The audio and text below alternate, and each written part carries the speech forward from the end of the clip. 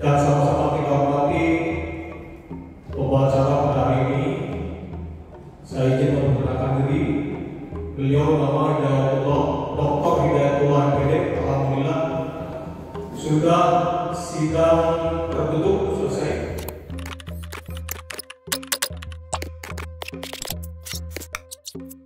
Puji syukur kita panjatkan kepada Yang Maha Kuasa Allah Subhanahu wa Ta'ala, pemilik langit bumi serta isinya. Selawat serta salam semoga senantiasa tercurah terlimpah kepada baginda Muhammad Sallallahu Alaihi Wasallam sebagai teladan buat kita semua, sebagai role model masa lalu, masa kini, dan masa yang akan datang. Bapak dan Ibu yang berbahagia, pada sesi kedua kita akan menerima materi tentang disiplin kepegawaian, disiplin kerja. Kemudian Bapak Ibu, di sesi ini kita bentuknya diskusi saja. Nanti akan disampaikan oleh narasumber materi-materi yang terkait dengan kinerja, disiplin. Apabila Bapak dan Ibu ada yang perlu dipertanyakan, tidak usah nunggu sampai akhir ya. Kami perkenalkan, silakan nanti mengangkat tangan untuk langsung ditanyakan. Untuk itu, untuk presiden waktu, marilah kita dengarkan Bapak dan Ibu materi yang sesi kedua ini terkait dengan disiplin pegawai negeri atau disiplin pegawai yang akan disampaikan oleh Dr. Hidayatullah MPD. Untuk itu disilakan. Assalamualaikum warahmatullahi wabarakatuh.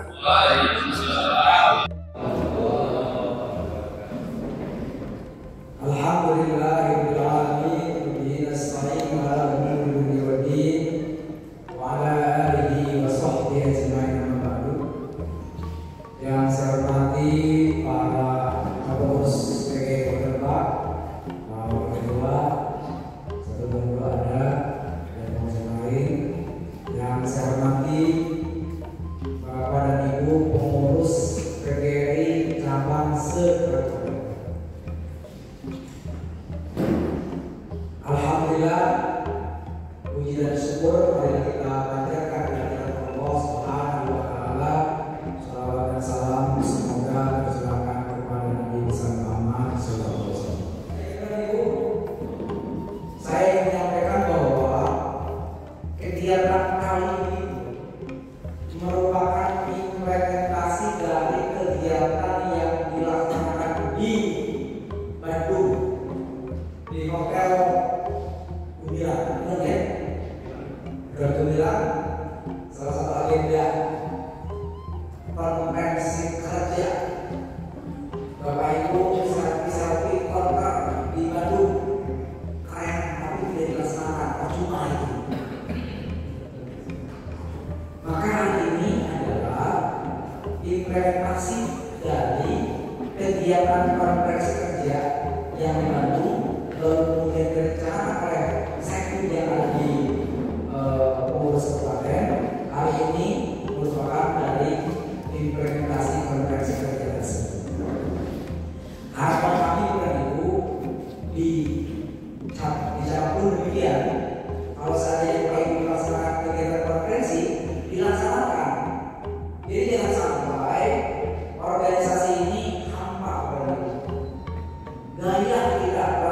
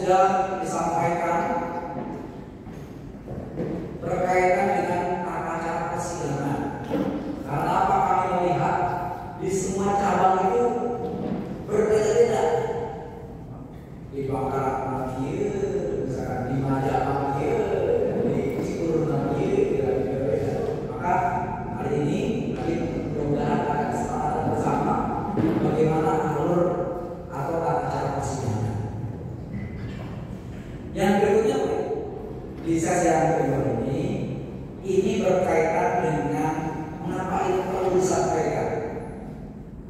Mengapa ini perlu disampaikan? Karena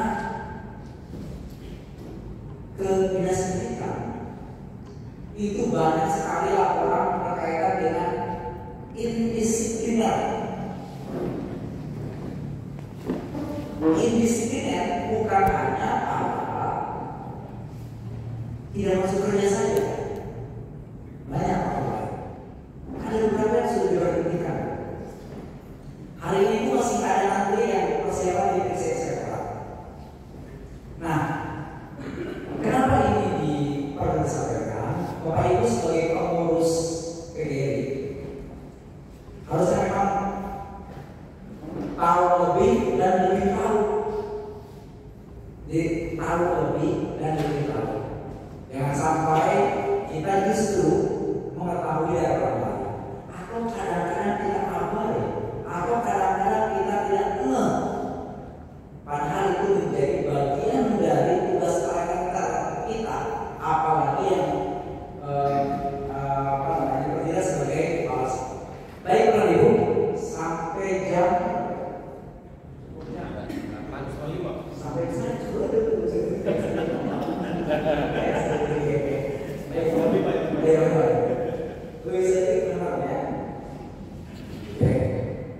kita sekarang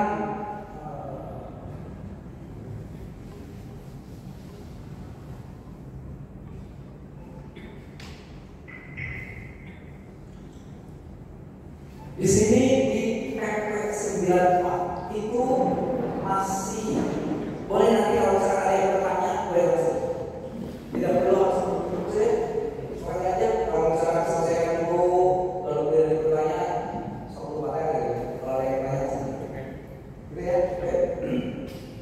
Sekarang kita berbicara disiplin.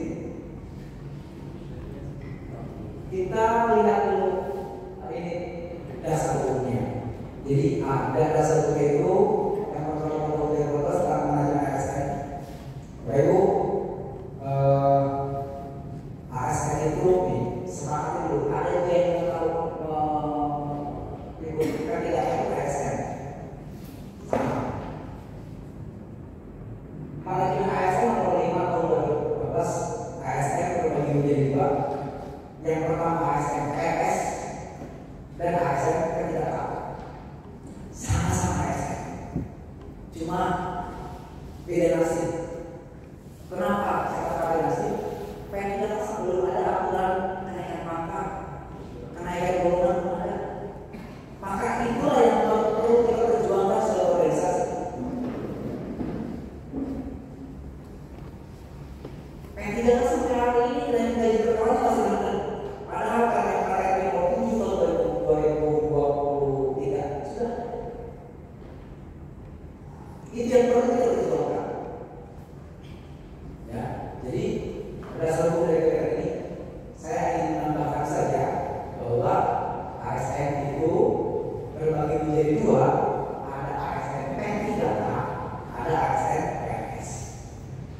Kalau PNS masih bisa naik pangkatnya belum ada P3 belum. Lalu kalau misalkan merujuk pada Permen RB nomor 21 tahun 2024 yang sudah baca itu berkaitan dengan apa Bapak Ibu? Permen RB nomor 21 tahun 2024 tidak ada mana kata penting bagi kita berkaitan dengan jabatan fungsional guru. Kalau Bapak tidak baca di Permen RB nomor 21 tahun 2024 itu tidak menjelaskan. Enggak tahu itu sama sekali tidak. Mau dimanakan mereka? Apakah mereka bukan jabatan fungsional? Cuma saya berasumsi, ini mudah-mudahan mungkin ke depan kalau lihat dari Permen RB nomor 21 itu akan dilembur. Karena tidak menyebut P3 yang terpilih. Di Permen RB nomor 21 tahun 2024 tentang jabatan fungsional guru itu tidak menyebut P3K. Maka saya berasumsi bahwa ke depan akan ada perubahan. Menilai pun kasihan mereka. bersih nggak ada apa, malah kerjanya sama. Dia pergi berjuang. Kemarin mungkin Pak Joseph berkoordinasi dengan gubernur dan gubernur, atau mungkin berkoordinasi dengan siapapun, itu yang perlu diperjuangkan.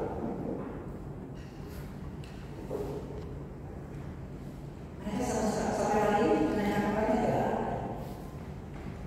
Oke, tadi sekarang ini PP nomor 11 tahun 2017 yang contoh pasal PP nomor 17 tahun 2020 tentang PNS dan PP nomor 94 tahun 2021 tentang disiplin PNS. Kalau kita memegang pada satu kata kunci agama itu manusia itu kan punya agama. Agama itu dari bahasa Sanskerta. Tidak agama kacau. Orang yang punya agama itu tidak akan kacau. Salah satunya ini. Cuma karena sifat manusia. Misalkan al-insanu makhluk pokok Indonesia. Manusia itu tempatnya salah itu bahwa kemunculan manajemen disiplin PNS diatur. Ketika kita melamar jadi ASN, baik dari kamu PNS, itu masuk kepada aturan. Ada aturan. Kalau orang tidak mau diatur, satu, jangan jadi pegawai. Yang kedua, jangan jadi warga negara. Kalau orang tidak mau diatur, jangan jadi pegawai dan jangan menjadi warga negara. Karena kita itu kan hidup diatur. Oke, aturan yang kita sekarang persempit dengan istilahnya. Persempitnya dengan kita persempit dengan jam kerja kita. Ketika PNS, ASN masuk menjadi pegawai baik P3K maupun PNS, aturannya dalam 1 minggu dia wajib bekerja selama 37,5 jam. Aturan bukan? Dalam PP Kepres nomor 68 tahun 19 bahwa yang namanya PNS atau ASN itu wajib bekerja 37,5 jam.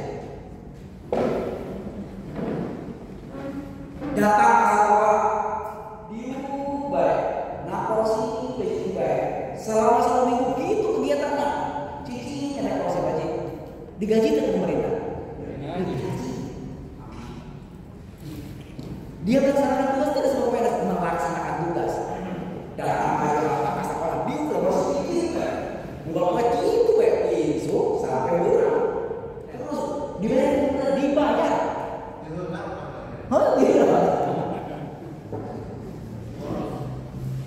Namanya itu beban kerja. Beban kerja PNS dalam 1 minggu 37,5 jam. Dapat apa namanya? Gaji. Namanya gaji apa? Namanya gaji pokok. Arek ngajar, arek hunter, di kursi dalam seminggu, sebulan, tanggal gaji, menang gaji. Gaji pokok. Namanya itu beban kerja. Konsekuensinya ketika melamar jadi PNS, lalu kemudian bekerja dibayar oleh pemerintah, beban kerja. Lalu yang kedua, ini nomor 2 ya, ada yang ngomong akan besar ini. Ini yang contoh yang 5 hari kerja. Gimana kalian 5 hari kerja? Tinggal dibagi dalam 1 minggu kewajiban kita 37,5 jam. Untuk yang 5 hari kerja, 1 harinya yaitu 7,5 jam per hari.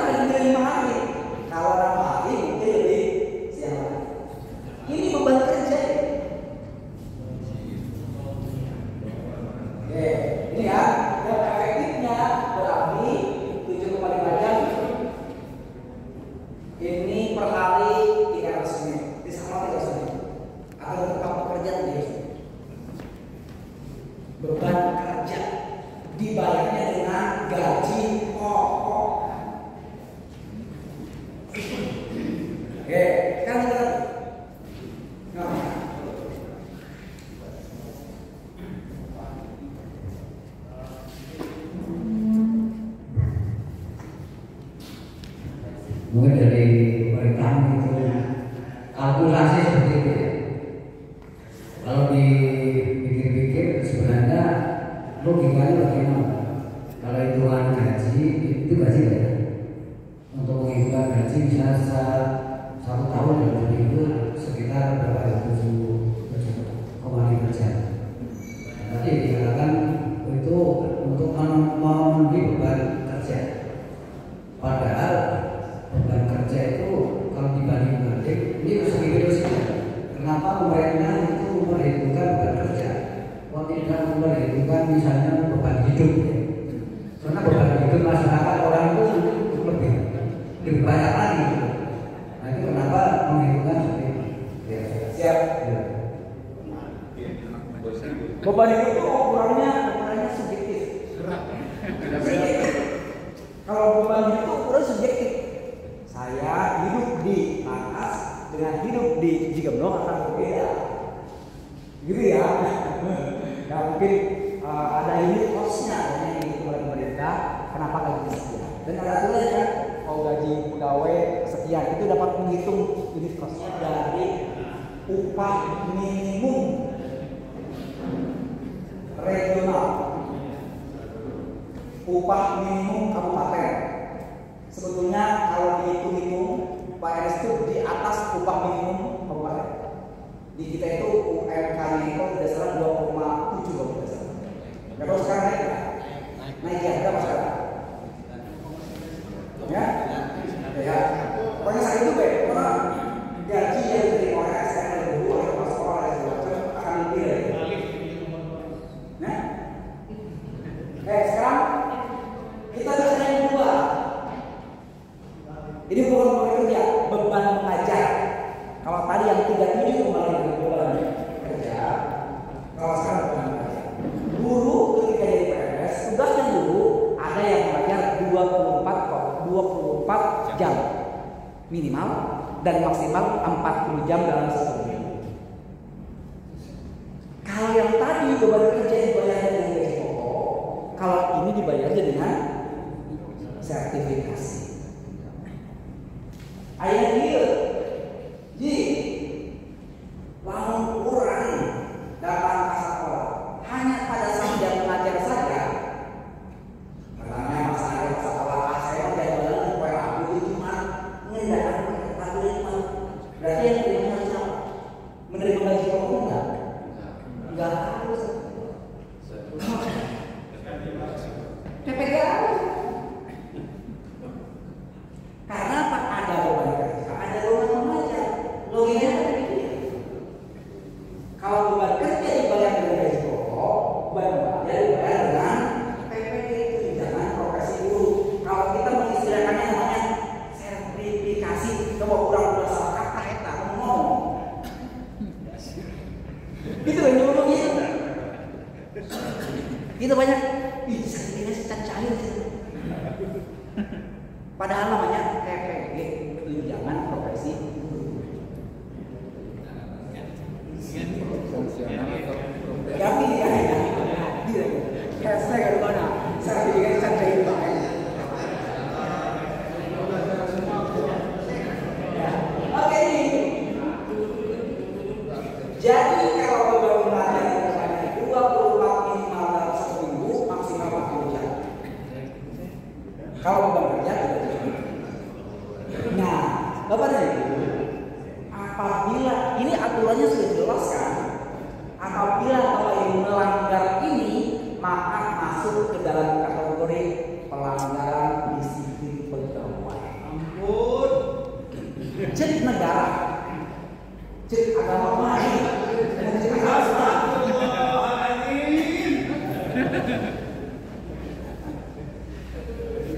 kalau misalkan kita tidak melaksanakan ini, maka masuk ke dalam kategori pelanggaran disiplin pegawai.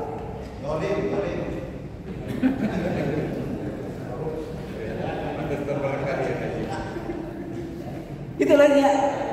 Mari kita kajinya kan dari kulitnya dulu. Masuk ke dalam kategori pelanggaran. Apa itu disiplin PNS? Disiplin PNS adalah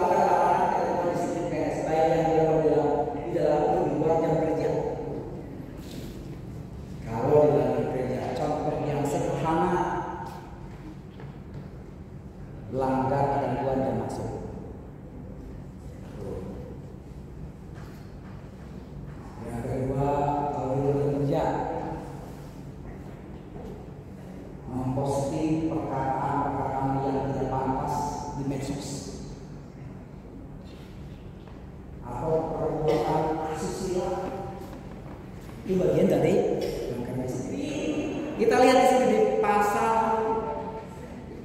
26 yang saya ingin tarik misalnya. Kalau seandainya Bapak adalah pimpinan pada unit kerja atau instansi pimpinannya, di poin yang pertama yang bertanggung jawab terhadap disiplin adalah atasan langsung masing-masing.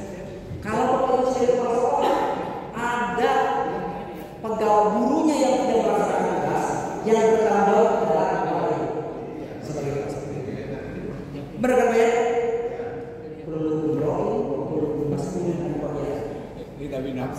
Jadi kalau seandainya ada guru yang memanggil tugas lalu dibiarkan saja, ini sebenarnya kan pengetahuan elemen, pengetahuan dasar yang harus dimiliki oleh kepala sekolah. Makanya kan dia pemimpin akan dimintai pertanggungjawaban terhadap termasuk apa yang bertanggung jawab terhadap disiplin PNS adalah atasan langsung. Kalau sekolah ada guru yang tidak melaksanakan tugasnya, kepala sekolah yang bertanggung jawab.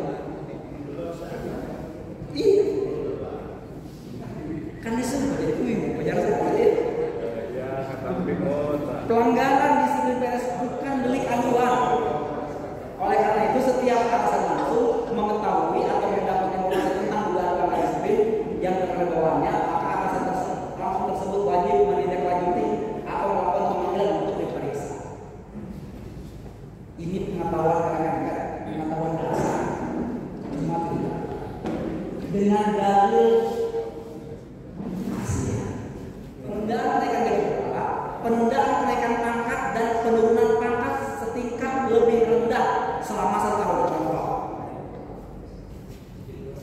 Melanggar disiplin Islam. Diberi hukumannya misalkan penundaan kenaikan gaji kepala. Dia adalah selama 1 tahun itu tidak bisa ditolak. Dan akan dikembalikan lagi setelah hukumannya selesai. Atau yang kedua, penundaan kenaikan pangkat nggak bisa disuruh kenaikan pangkat ketika sedang ada hukuman disiplin sedang.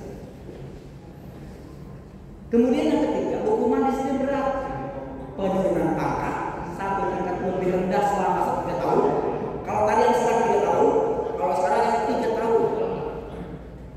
Contoh golongan 3 4A misalnya, turunkan setingkat lebih rendah sampai 3 tahun, nggak bisa naik pangkat. Nanti ketika sudah selesai 3 tahun, dia akan kembali otomatis. Oke, namanya pejabat yang berhak memberikan hukuman disiplin siapa? Dalam hal ini adalah PPK, pejabat pembina kepala sekolah. Kalau seandainya misalkan ada guru yang melakukan pelanggaran disiplin, yang pertama tadi memberikan teguran lisan, formatnya nanti ada di sini. Oke, dilaporkan ke instansi induk dinas pendidikan. Dinas pendidikan akan melaporkan ke BKPSDM. BKPSDM akan melaporkan ke inspektorat, baru namanya bersangkutan. Nah, inspektorat akan memeriksa secara paralel dari mulai kepala sekolahnya yang bersangkutannya bila diperlukan saksi-saksi. Jika terbukti melakukan pelanggaran, akan muncul pemberian hukuman disiplin. Siapa yang menandatangani? PPK atau bupati. Apakah kepala sekolah punya hak untuk memberikan hukuman disiplin? Punya hak pada tingkat disiplin ringan.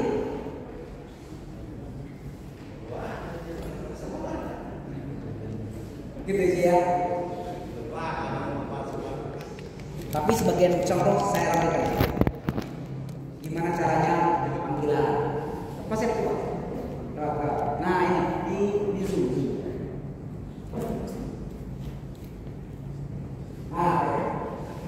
Ini contohnya. Apa yang dilakukan kepala sekolah? Melakukan panggilan.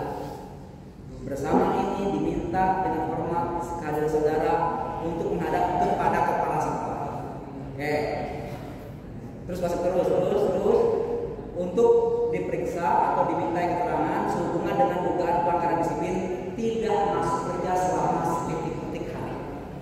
Ini contohnya. Oh iya. Mau ini coba bantu. Saya dipanggil Pak.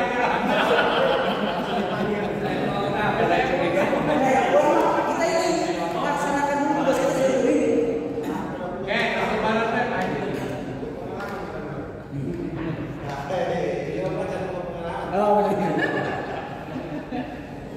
Soalnya anak orang dua anak pakai lagi.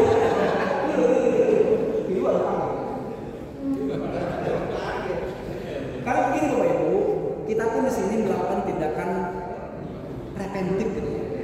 Pasti dipanggil terlebih dahulu. Contoh anak buahnya Pak Haji Lata, kita panggil 3 orang gitu. Tapi izin betul kagak Pak Haji, ada iya. Ini contohnya, contoh panggilan. Jadi begini, kita laksanakan tugas kita sebagai pemimpin aja. Contoh di Pak Agus juga sama. Jadi apa ya? Kadang-kadang kita mengabaikan tindakan kita sebagai pemimpin. Padahal ini sudah ini adalah kemampuan karakter, kemampuan paling dasar yang harus dimiliki oleh kepala sekolah. Ketika ada yang masuk ditegur, kenapa ini yang dibiarkan nanti akan menular. Jadi penyakit yang tidak disebut menular. Oke, ini untuk contoh panggilan. Di apa lagi? Nah, ini di nice. Oke, kemudian yang kedua, ini adalah berita acara hasil pemeriksaan. Dicatat baik, dicatat. Yang paling banyak susah memperoleh ide itu apa namanya absen. Bapak Ibu absen di sekolah disimpan di rumah, ada yang parah sampai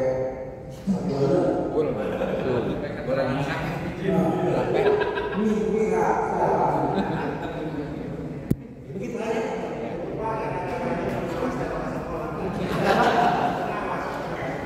Kami pemerintah sebelum persoalannya, fakta.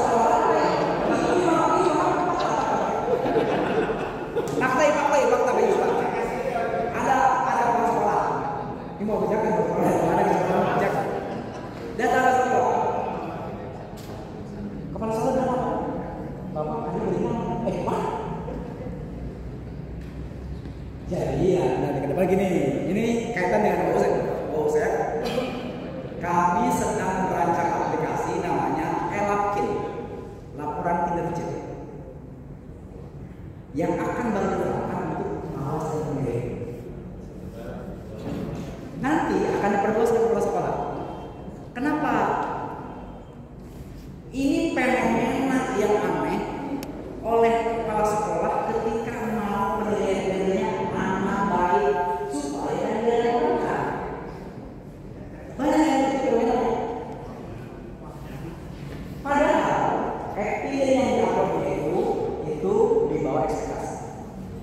Nah maka nanti kalau pilihan kita rancang sekarang, contoh misalkan begini, Pak Jarsa di rencana kerja tahunan yang akan mengupload ABCD 10 dokumen dalam 1 tahun misalkan. Tapi dalam ini Pak Jarsa hanya mampu melampirkan 7 dokumen. Itu di bawah ekspektasi, sesuai ekspektasi atau di atas ekspektasi? Di bawah ekspektasi. Maka kami akan menilainya dari dokumen yang Bapak Ibu upload. Ini sesuai ekspektasi. Janji 10 direalisasi 10. Sesuai ekspektasi. Janji 10 realisasi 8 di bawah ekspektasi. Janji 10 tapi diperluas menjadi lebih baik lagi, maka itu di atas ekspektasi. Disertasi dulu saya. Kalau saya masihnya lopek, kalau polsek masih lopek tapi elektronik laporan ini. Jadi cuma sampel yang akan kita garap sekarang itu hanya untuk pengawas dulu dan tidak. Ke depan nanti akan diperluas ke kepala sekolah. Nanti guru kenapa? Kami di sini tidak punya kewenangan menilai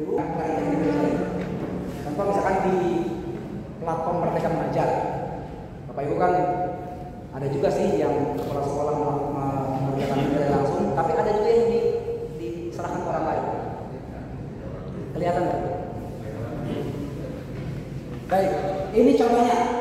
Contoh disiplin, next Pak. Terus, nah, di zoom. Ya, ini contoh, ini keputusan. Contoh keputusan hukuman disiplin teguran lisan. Ini contohnya. Namanya keputusan. Keputusan Kepala SDN 3 Barat nomor sekian tentang apa gitu ya? Tentang hukuman disiplin lisan. Disesuaikan konsiderannya, menimbang, melihat, memperhatikannya, lalu memberikan hukuman. Ini contoh. Bapak Ibu nggak perlu pikir, nggak perlu apa-apa, ya. Oke, saya akan ulangi dari itu, Pak. Ada yang kelewat. 1 sampai 3 hari tidak masuk kerja, pegawai akan diberikan hukuman disiplin ringan. Oleh siapa? Oleh otoritas langsung. Lalu kalau 4 sampai 6 hari tidak masuk kerja, itu hukuman teguran tertulis. Apabila di hasil pemeriksaan Bapak Ibu masih tidak masuk lagi, maka yang bersangkutan diperiksa kembali dan diberikan keputusan teguran tertulis. Jadi yang pertama tadi yang 1 sampai 3 hari teguran lisan tapi ditulis. Ya. Kalau yang 4 sampai 6 hari itu teguran tertulis. 7 sampai 10 hari pernyataan tidak puas dan dilaporkan ke pejabat yang telah memberikan hukuman disiplin. Dinas Pendidikan pun akan melakukan kegiatan yang sama, akan manggil gurunya. Ya, manggil kembali di sini. Kalau seandainya dia tidak memperbaiki kerjanya, apalagi diusulkan ke GRSD. Pesannya di 3 hari atau 4 hari berturut-turut atau berkala? Berturut-turut. Berarti kalau berkala, dalam 1 minggu dia hari atau 2 hari. Minggu berikutnya lagi 2 hari lagi. Ya, begini. Akumulasi 1 sampai 3 hari berturut-turut, 10 hari dalam 1 tahun, yang bersangkutan tidak melaksanakan itu bisa diberikan hukuman disiplin. Berturut-turut Pak, 1 sampai 3 hari, 4 sampai 6 hari, 7 sampai 10 hari. Jika dalam rangka waktu itu berturut-turut, maka masuk dalam kategori hukuman disiplin. Tapi kalau diakumulasi, dia hari ini nggak masuk, besok ada, nggak masuk lagi, ada lagi, itu akumulasinya 28 hari dalam sebulan. Nah, Ibu, office list jika itu diperlakukan secara ansih, dilakukan secara sakit, ya, Bapak Ibu lanjut semua.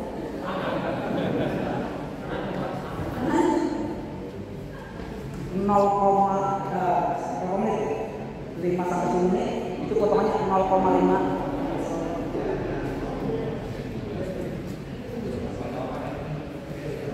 Kalau PFP sebenarnya ada hak yang ditangani untuk yang perkara disiplin pegawai itu bukan hanya pada ketidakhadiran, tapi kepada perbuatan lain yang disinyalir melanggar disiplin. Nah, kenapa hal ini diambil kepada Bapak Ibu diberikan pemahaman, diberikan pengetahuan apabila menemukan kasus seperti begini, langkah yang harus Bapak Ibu lakukan apa saja? Langkahnya seperti ini kan. Kalau seandainya misalkan ada yang tidak masuk 1 sampai 3 hari, Bapak Ibu menegur secara tertulis, secara lisan. Yang kedua, 4 sampai 6 hari, teguran. 7 sampai 10 hari, pernyataan tidak puas dan dilaporkan ke pejabat dan dapat memberikan hukuman disiplin. Dalam hal ini dibagi melalui apa? Melalui organisasi induknya. Kalau disebutkan itu yang disebut. Baru proses. Jadi panjang.